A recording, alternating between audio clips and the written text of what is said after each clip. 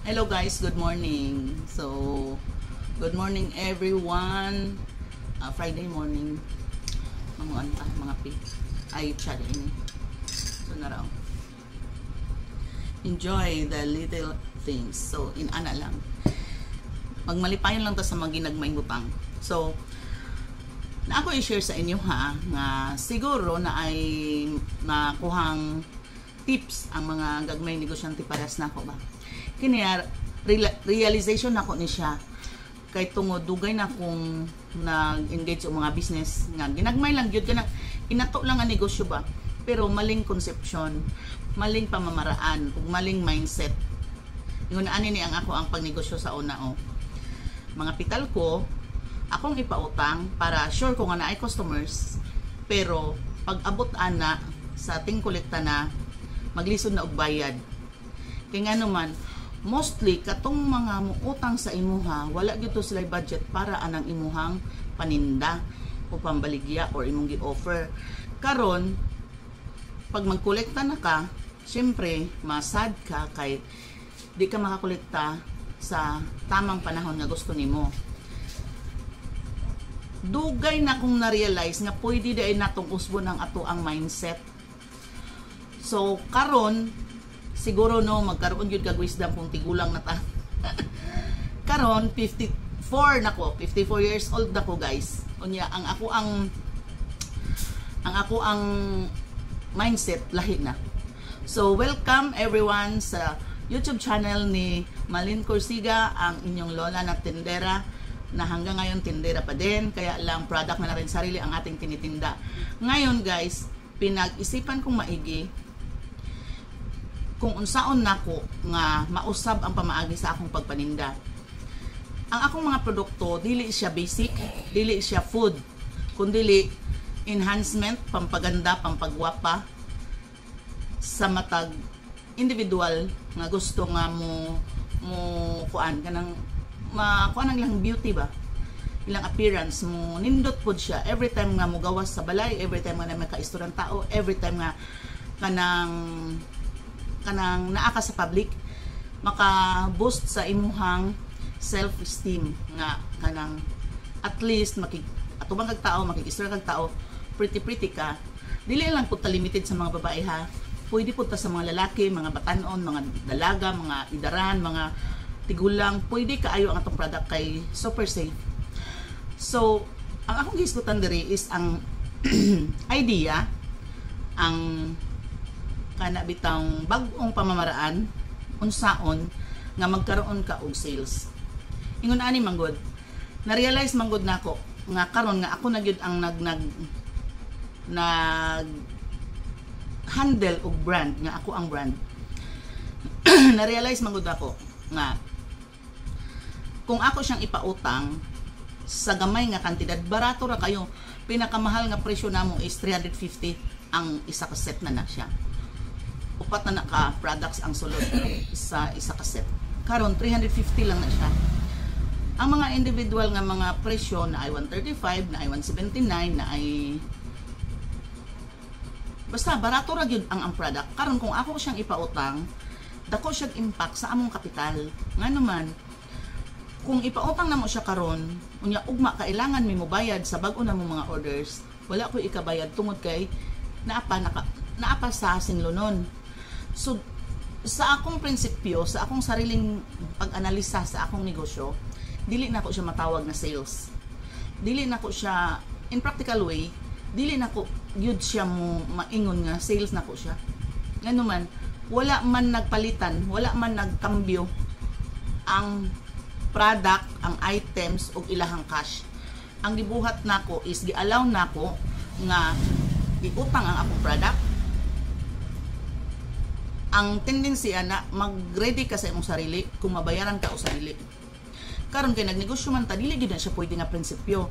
Ang kailangan nato nga naatay mga product atong i-dispose, makambyoan og cash para kahit papano matustusan nato atong pangangailangan bilang negosyante sa mga taxes o sa mga unsa pa man na dinha og sa atong pagkaon, sa atong mga gastuhonon.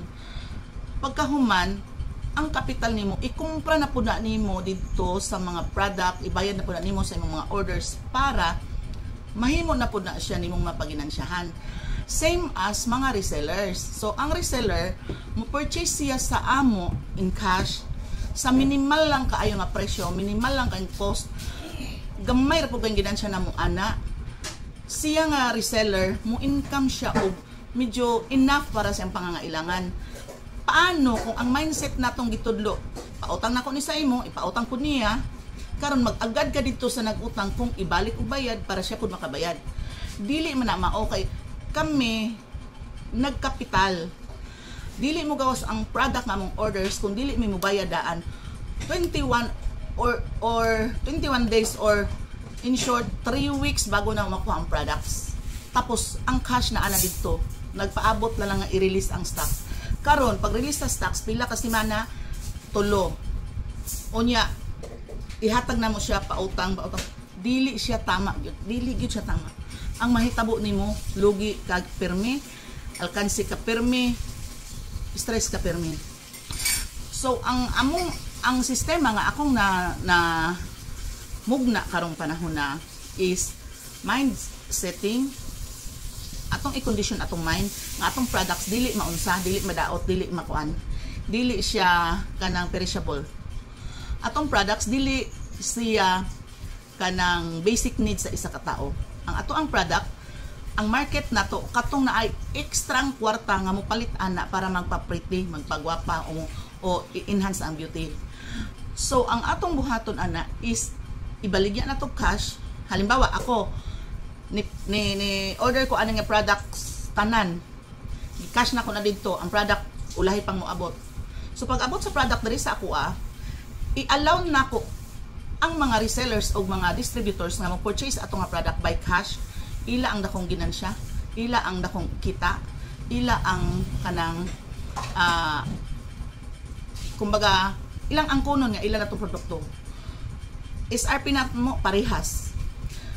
Kung sakali nga matunan o matudluan o masabtan sa isa ka reseller ang ako ang idea, diha niya makita nga mas nindot dai siya tungod kay makita gyud niya ang iyang ginansya every day, walay utang. Example, mamuhunan siya og 3,000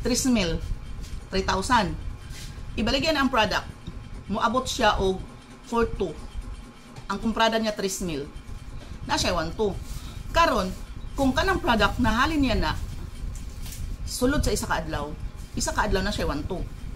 Karon katong kwarta niya anang adlaw i-purchase niya usab tong 3,000 na aihang 1,200. Kung unsa yung pangangailangan anang adlaw, masulbad atong 1,200. Example, pa siya bugas, palit siya 5 ka kilong bugas. Wala siya sudan, palit siya sudan good for 1 day or 2 days. O naa siya adtuon, naa siya ikapamasahe. Ingon ana ang mahitabo kung naa kay ginansya nga naa mismo sa imong mga kamot. Karon katong 3,000 na pud, iya na pud tong i-purchase another na pud set of items nga iyang dalahon. Ibaligya na pud to niya. Another na pud nga 1,200 ang iyang ginansya.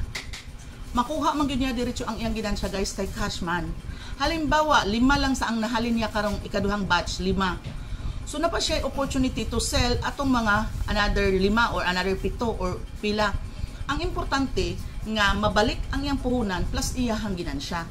Dili importante nga mahurot imong produkto unya walay kwarta ni balik sa imuha. Kabalo kag ngano unsa ka stressful kung wala ka nay puhunan. Dili na ka makapadayon pag negosyo, dili na ka maka-enjoy kung unsa man ang dapat nimong enjoy karong adlaw kay ngano man wala na kay puhunan. Kay ngano ang imong gikumpra nga 3,000 maumaon nimong kapital, imong gipautang kay kanang feeling nimo pautang na ko ni siya 1 week kay kuan ana bayad naman ni siya mauni mo na. Pero ang sunod adlaw ba kanang kintay gikumpra nimo siya Lunes. Feeling nimo nagkwenta na ka nakaginan siya ani. Pero kanus ani mo makuha isa ka semana pa. Unsa may imong ipuhunan sa Martes? Unsa may imong ipuhunan sa Miyerkules? So kung example inana imong thinking ha. Nag-purchase ka sa Lunes og product, imong gibaligya. Imong gipautang 1 week. Karon sa Martes, kawa naman kay product kay pautang na may hurot. Ni purchase na po, kakuha na po gaglain nimong kapital. Kuha na po nimo sa Martes, gipautang na po nimo another 1 week. So sa Miyerkules, Huwebes, Bernes, unsa man ang imuhang kita. Wala pa, di ba? Nakagawas ng kapital nga daghan sa kada adlaw. Pero ang balik sa imong wala pa nabalik ang kapital, samot na wala pa ang ginansya. So, kanang mga ingon ana nga mga pamaagi sa pagnegosyo, dili na nato nabuhaton. Nga naman, ang atong product tag 100 ra kapin. Barato kay sa nga tanan. Unya atong ingon anaon, wala di gid na mao, wala gid na mao. Samantala, ang mga buying public, ang mga mamalitay anang produkto, kabalo pa nga naagid sila ekstrang kwarta. Kay kaya nila mo palit ana, kay humana nila na budgetan lang pagkaon. Mga basic needs humana na budgetan, mga tuition, mga bills, pagkaon o uban pa, humana nila na budgetan. Saka sila mo palit anang ato ang produkto. Muna ang tanan nga resellers, ang tanan nga mga agents nato, agents atong in general ha kanang distributor and resellers, mga agents nato na sila, sales agents, sales force. So kana sila kung matun-an nato na sila og insakto, makatabang na sa imong negosyo, makatabang sa ilahang panimuyo. Labaw na nga magkaroon sila og kana bitang urge to save. Nga naman ang wanto sa isa ka adlaw nimong halin, kung karong adlaw ang imong pangangailangan lang is example ha, karong adlaw na kay ginansyang wanto, ang kailangan lang nimong bugas. So sa isa ka adlaw makakonsumo mo, ibutang ta dako mga pamilya makakonsumo mo 5 ka kilo. So pila man ang 5 ka kilo, ibutang nato ang 5 ka kilo 300 sa anang adlaw. Sudan, ibutang nato ang sudan pod, ibutang lang nato karning baboy 400. So pila na 700. Unya ibutang nato magmerienda pa mo mga sa tibok adlaw makamerienda mo worth 200. So 900. So sa wanto naa kay 900 nga nabawas, so naa ka pay nabilin nga 300. So kanang 300 pwede na nimong ibutang dito sa imong savings for the day, savings of the day, savings para anang adlaw nga nakasave kag 300. Dili necessary nga 300 permi imong i-save ha, kay basing pag abot sa panahon naa pa kay laing palitonon. So bahala 100 na, balag 50 na or 200 man na mabilin, ibutang na sa imong savings para makita nimo nga worth it ang imong pagnegosyo. Dili man ipakuntisay, dili man ipahambugay kinsay paspas mo sales, paspas mahurot ang product. Ang contest ani is paano ma-release nimo ang products nga naa din ang imong sales, naa din imong kita, naa din nimo makita ang imong ginansya. Ingon ana ang labanan aning negosyo nga ingon ani. Dili nimo siya pwedeng ipautang gyud kay ngano man barato ra kayo, 100 ka pin, pinakamahal na to ang set na 350. Unya unsaon man na nimo? Kanang kumbaga pasimplihan lang nato ang bagay-bagay ba nga magtinda ta, kabalo ta sa ato ang target market, kabalo ta sa unsay target na to, unsay goal na to, kabalo pud ta unsaon pag unsa na execute sa atong business, unsaon yung paglihok sa imong business. So kana lang siguro, kana lang sa ang ako ang ma-share sa inyo sa pagkakaron. So thank you very much. This is Malin Corsiga, ang inyong lola na tindera, naghatag sa inyo og mga ginagmay nga tips nga in the future magamit na to, labi na sa atong produkto. So thank you very much and good morning everyone. Bye bye.